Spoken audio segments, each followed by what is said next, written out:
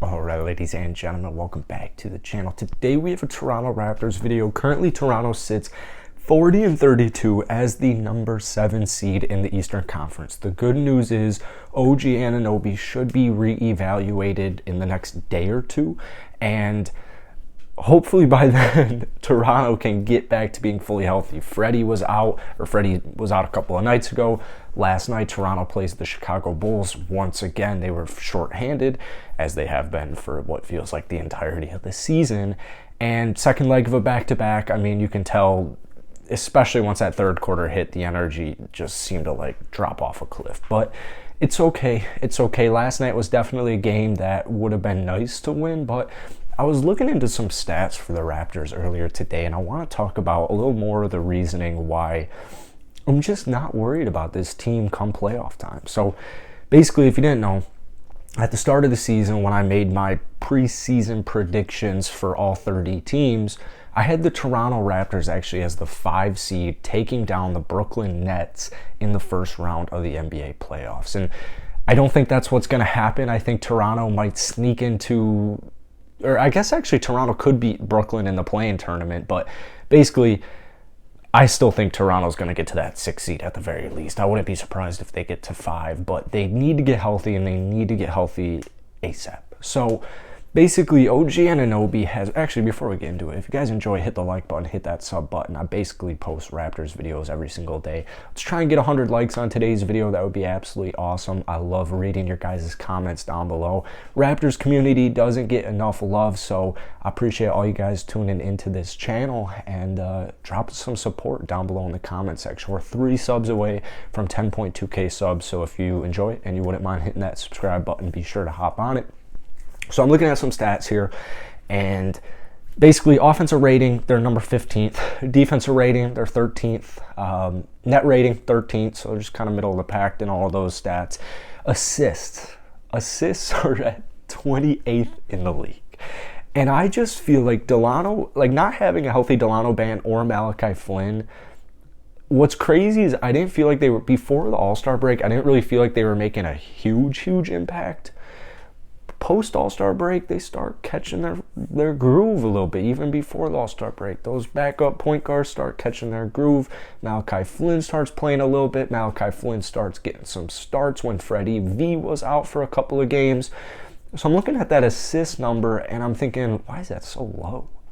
Why are they 28th? Well, Freddie's missed a lot of games in the second half of the season. Malachi Flynn's missed a lot of games in the second half of the season. Delano Banton has missed a lot of games in the second half of the season. Like, who else is really going to get you assists? Shout out Siakam, shout out Scotty Barnes. They have also done a great job at orchestrating the offense, especially in half court. OG Anunoby, another player who's going to give you a handful of assists. So I'm looking at assists, I'm like, all right, cool, whatever. They'll get that back. They'll get all these stats back. So I look at a little bit more into defensive rating. They're giving up about 3 points more post All-Star break than they were pre-All-Star break. And at no point really on this season have the Raptors been fully healthy, so keep this in mind. But OG Anunoby, like, I swear to you, he has that big of an impact to drop your defensive rating and even your offensive rating. OG is a guy who, first off, is giving you 17.5, but you can also put OG Anunoby on the best wing offensive player, best guard. You can put him wherever the hell you want. Maybe not so much at the 5, but he's played the 5 before. I've seen OG Anunoby go head-to-head with Nikola Jokic before, playing the 5 for like a handful of possessions in a row. But, so no OG, you haven't had many of your guards left.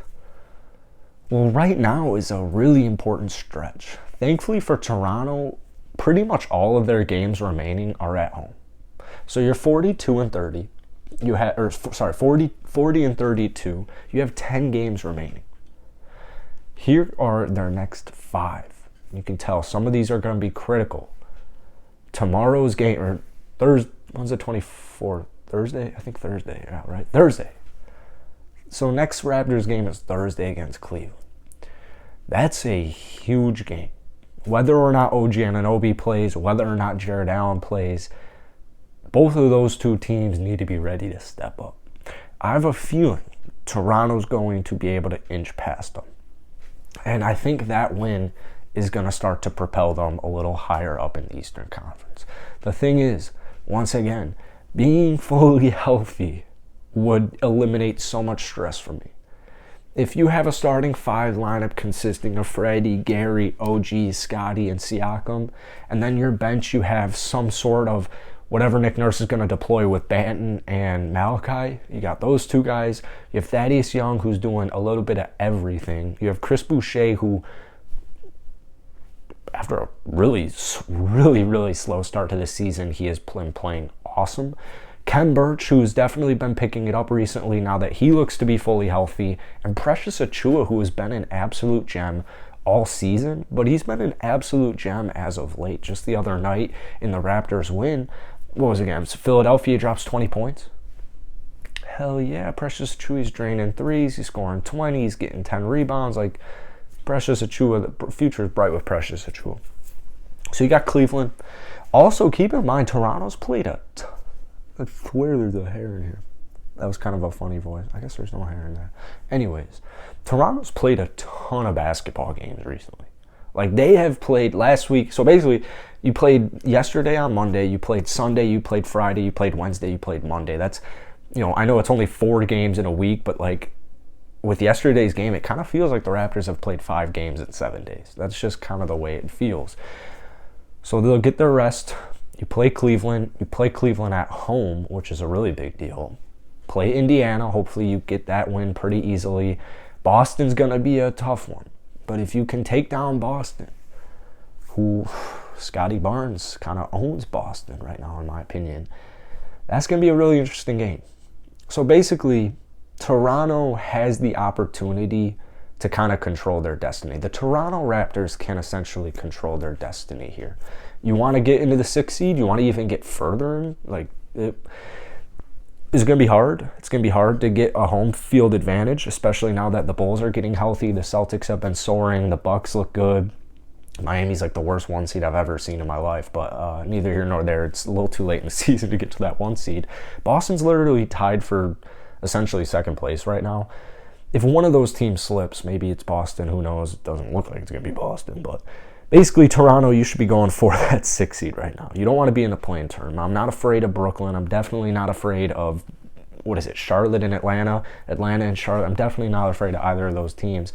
But you don't even want to be in that situation. You don't even want to place yourself in that situation. So this week, huge week, man. I guess it's not that crazy of a week, but it was, because you had Chicago, Cleveland, Indiana. Those are 3 conference games that you want to win. And then you got Boston, you got a red-hot Minnesota team after that, then you got Orlando. The schedule is not too difficult.